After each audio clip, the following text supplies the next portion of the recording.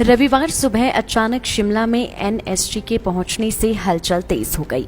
NSG का एक विशेष दल 18 जुलाई को शिमला में हुए ब्लास्ट की जानकारी जुटाने के लिए पहुंचा था। टीम ने मौके से साक्ष्य एकत्रित किए। इस दौरान एनएसजी के साथ शिमला पुलिस के जवान भी मौजूद रहे। जांच के दौरान इलाके को पूरी तरह से सील कर दिया गया था। एनएसजी ने घटनास्थल से सभी जरूरी साक्ष्य जुटा लिए हैं। मामले में एनएसजी की एंट्री से अब घटना में टेरर एंगल की चर्चा ने अब और ज्यादा जोर भी पकड़ लिया है। इस बीच हिमाचल बीजेपी के मीडिया प्रभारी और शिमला माल रोड पर कारोबार करने वाले करण नंदा ने कहा कि पहले दिन से ही लोगों के बीच लगातार चर्चा है कि ये एलपीजी गैस धमाका नहीं हो सकता। शिमला शहर के लोगों को ये जानने का अधिकार है कि आखिर धमाका कैसे हुआ। इस धमाके में एक बेकसूर की जान चली गई है जो मंदिर से अपनी दुकान की तरफ जा रहा था। इसके अलावा 13 लोग इस घटना में घायल भी हुए हैं। देखिए, जिस दिन यहाँ पे धमाका हुआ उस दिन ऐसा धमाका हुआ कि जैसे एक भूकंप आ गया। और मैं तो उस दिन भी बोल रहा था यहाँ पे कि ये तीव्रता इस प्रकार की थी कि जैसे एक भूकंप का रिचर्ड स्केल साथ हो।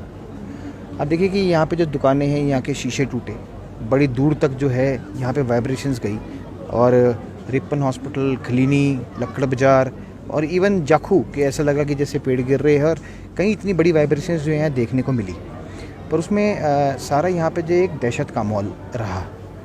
पर जब हमारे जो बच्चे हैं जो मिडिल बाज़ार में रहते हैं, वो भी लगातार स्पॉट पे गए और उन्होंने बोला कि यहाँ पर जो है ना तो सिलेंडर के टुकड़े मिले, ना यहाँ पे जो है वो कोई अग्नि का निशान मिला, ना यहाँ पे कोई इस प्रकार का जो है वो विस्फोट का कोई निशान मिला। तो है क्या। फिर उसके बाद जो है यहाँ पे अनेकों प्रकार के जो है दौरे भी किए गए, पर उसमें ये बार बार निकल के आ रहा था कि एलपीजी का रसायन है।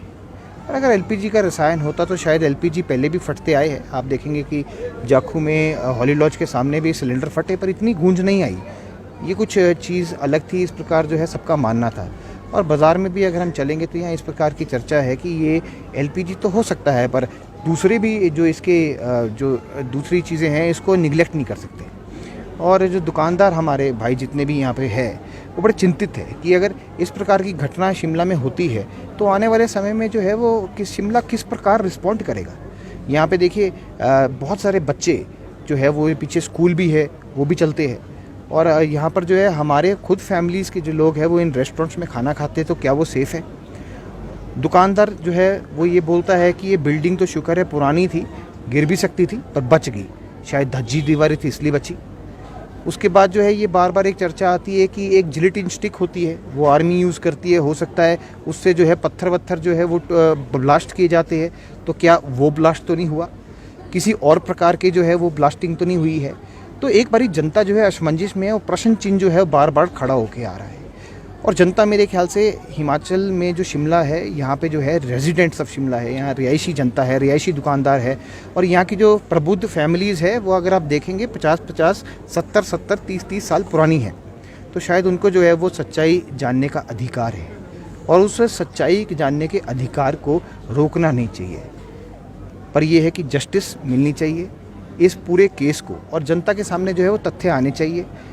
एक व्यक्ति की जान गई, उनके ऊपर क्या बीत रही है वो जग जाहिर है। वो बेचारे, उनका क्या कसूर था। मंदिर से जो है वो एक छतरी लेके चल रहे थे और वो ब्लास्ट में मारे गए।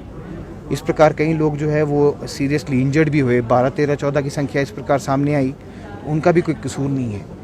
और आपके सब जितने भी भाई हैं, चाहे आप चंबा, सिरमौर, किन्नौर, लाहौल स्पीति, आप कहीं से भी ले लीजिए, वहाँ पे लोग जो है दुकानों में काम करने आते हैं। तो क्या उनका कसूर ये होगा कि वो अपने घर के लिए 2 रोज़ी रोटी कमाने यहाँ आए और उनके साथ कोई घटना घट जाए। इस तरीके की बहुत सारे एंगल्स है वो यहाँ पर सामने आए हैं। तो हम बार बार यही मांग करते हैं कि ये केवल मात्र जो है आई वॉश नहीं होना चाहिए। और आज एनएसजी आई है, एनएसजी के आने से जो एनआईए की इंक्वायरी है उससे हमें लग रहा है कि कहीं ना कहीं हमें जो है एक स्कोप मिलता है कि इसमें जस्टिस मिलेगी, चीज़ें सामने निकल कर आएगी और जो असलियत है वो जनता के समक्ष आएगी।